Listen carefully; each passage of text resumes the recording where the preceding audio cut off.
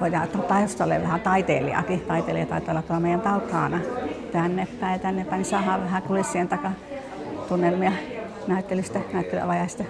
Täällä ollaan Ulla Remeksen taidetta katsomassa. On erittäin onnistunutta kaikki. Voin sanoa, paljon väkeä. Sääkin suosi. Ja kaikkea mielenkiintoista täällä on nähty ja tavattu ja jotenkin tuttujakin tavattu. Onnea ja iloa näyttelyyn.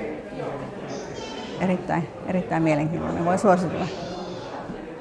Kiitos seurasta.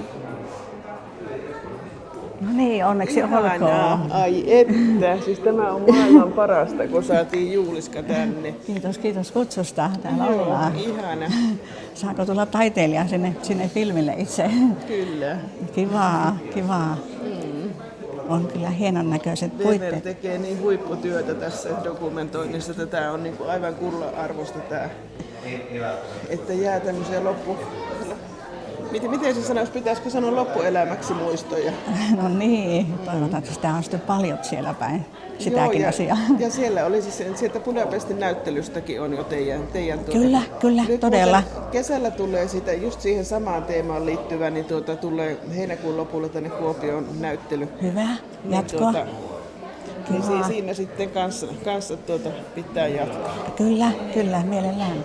No niin, onnea ja iloa taiteilijalle ja projektille etenkin päin. Joo, kiitos.